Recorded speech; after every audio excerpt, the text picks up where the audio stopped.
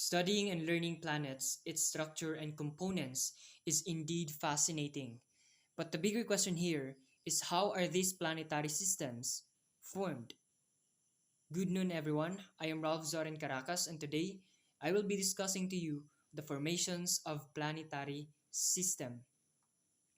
Well, I believe that all of you have already the knowledge and idea about this topic since most of this topic were already discussed during our high school days.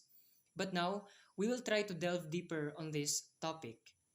Here are the subtopics: the formations of terrestrial and Jovian planets, the interplanetary debris, the solar system regularities, which I will be discussing to you, and irregularities, the searching for extrasolar planets, and the properties of exoplanets, which will be discussed to you by Miss Tricia May Carmen.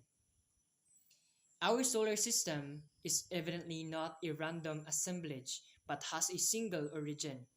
It is like the Earth that once intact. There are a lot of theory of how our planetary system was formed, but the most accepted theory is the nebular hypothesis.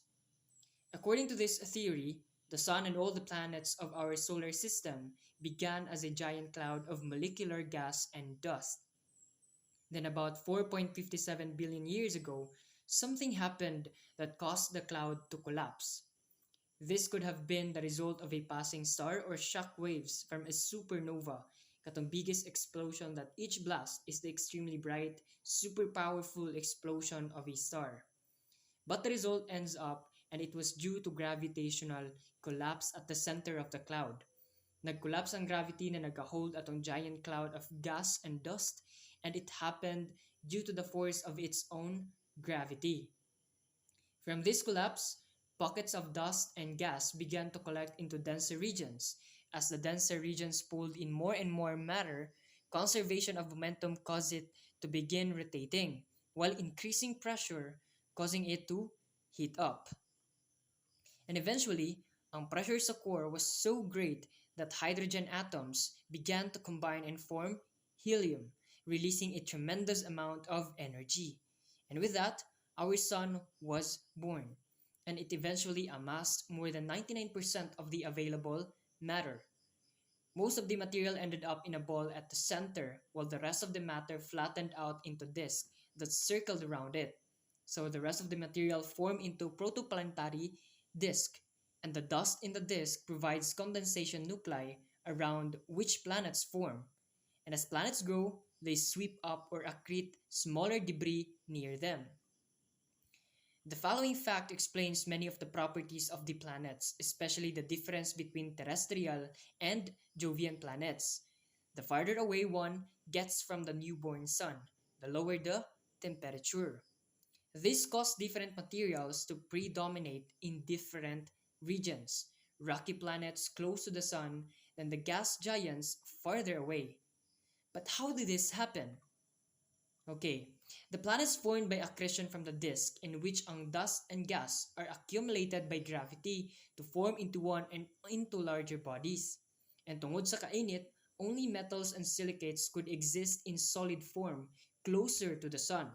And this eventually formed the terrestrial planets, the Mercury, the Venus, the Earth, and the Mars. And because kaning mga metallic elements only comprise a very small fraction of the solar nebula, ang terrestrial planets dili mo dako pag-ayo. They could not grow very large. On the other hand, the giant planets or the Jovian planets, the Jupiter, Saturn, Uranus, and Neptune, formed beyond the point between the orbits of Mars and Jupiter, where material is cool enough for rapid changing icy compounds to remain solid. Ang katong ices that form these planets mas daghan kaysa sa mga metal o silicates nga nag-form sa terrestrial planets, which allow them to grow massive enough to capture large atmospheres of hydrogen and helium. Also, ang kaning Jovian planets formed from instabilities in the outer cool regions of the nebula, or it could be possible that the Jovian planets may have formed farther from the sun nga nagmigrate inward. And there were leftover debris that never became planets kaning asteroid belt, Kuiper belt, and Oort cloud. An asteroid belt orbits mostly between Mars and Jupiter, and due to the gravity from the Jupiter, the objects in the asteroid belt kept them from becoming a planet or accreting into one. Ang objects sa Kuiper Belt have been detected from Earth recently. This is where you'll find the dwarf planet Pluto, while the Oort cloud is believed to be a giant spherical shell surrounding the Sun, planets, and Kuiper Belt objects. Now let us move on to the solar system regularities. Number one, each planet is relatively isolated in space.